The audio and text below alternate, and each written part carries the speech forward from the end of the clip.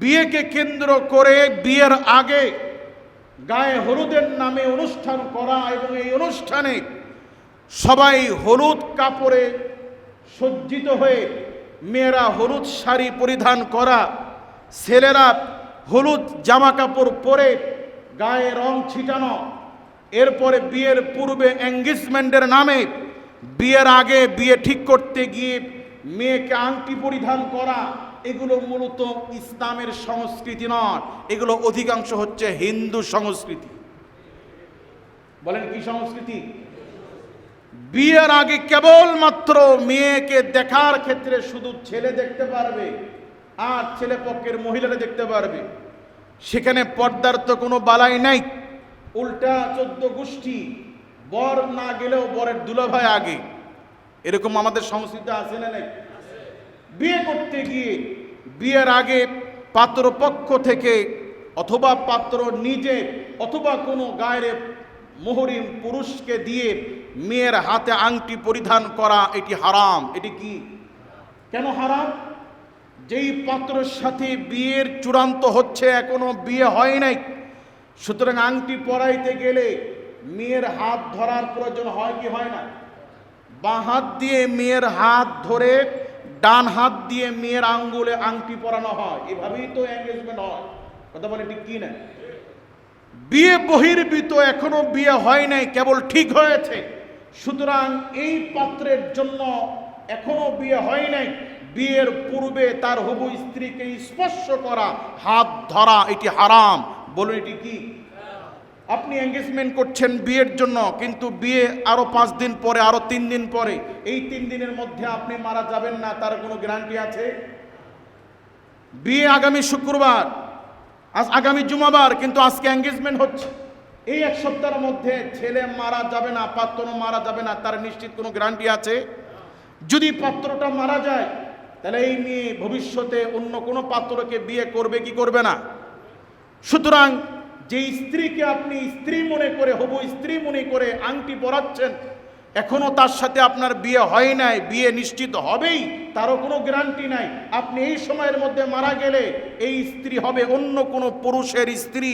সুতরাং আপনি স্পর্শ করছেন, মানে আপনি আরেকজনের স্ত্রীকে আপনি কেমন যেন স্পর্শ করছেন, অথবা আপনি যেই স্ত্রীকে বিয়ের কারণে স্পর্শ করছেন, এখনো বিয়ে করেন নাই, হতে পারে সেই নারী আপনার স্ত্রী না হয়ে আরেকজন পুরুষের স্ত্রী হতে পারে কি পারে না?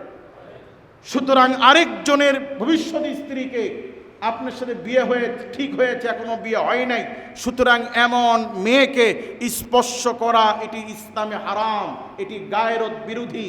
ইসলামের সাথে গায়রতের সাথে এগুলো যায় না। কথা বলে ঠিক কি না? কাজে এই সংস্কৃতি থেকে আমরা মুসলমানরা বের হওয়ার চেষ্টা করব তো ইনশাআল্লাহ। আল্লাহ আমাদেরকে তৌফিক দান করুন। এই কথাগুলো কেন বলছি?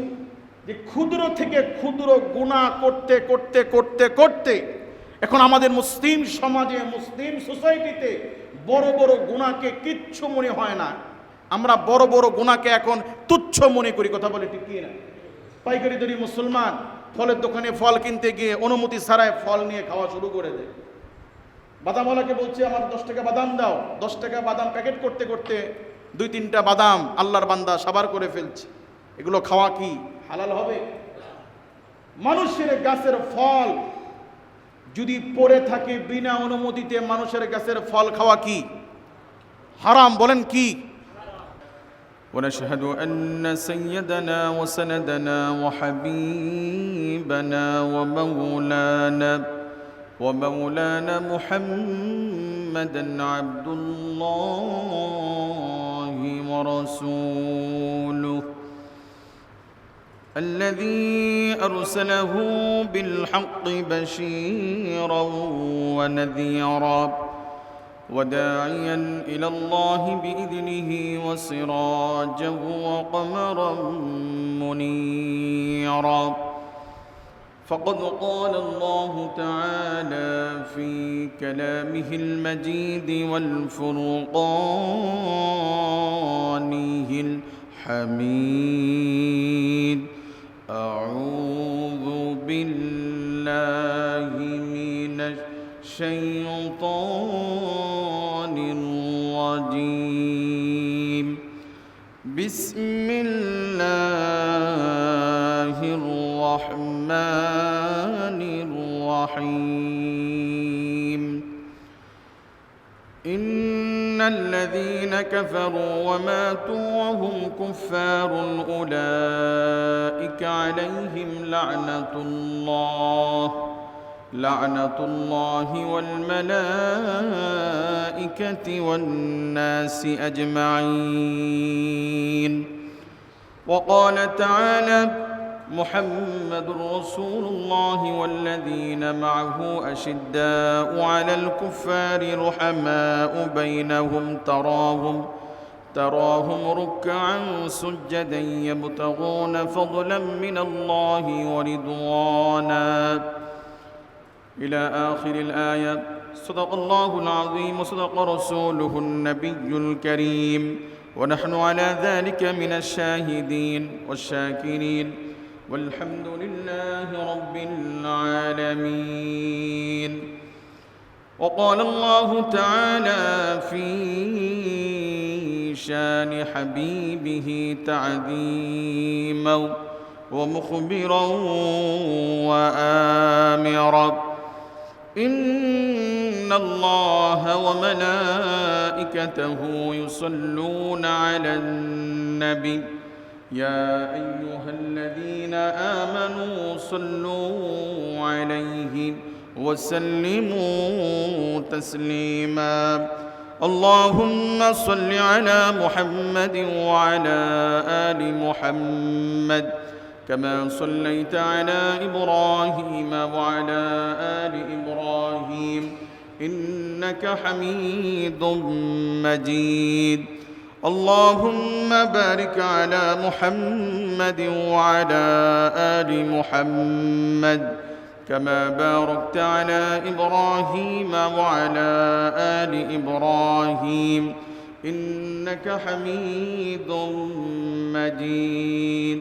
بلغ العلا بكماله كشف الدجى بجماله حسنت جميع خصاله صلوا عليه رسول مربانو بشب رسول مرانو رشب رسول مربانو بشب رسول مرانو رشب رسول مرپم براهر مل আলোচনা রসুল আমার কাজে কর্মের অনুপ্রেরণা বালাগাল উলা বিকামালিহি কাশাফাদ দুজা বিজামালিহি হাসনাতু জামিউ খিসালিহি সাল্লু আলাইহি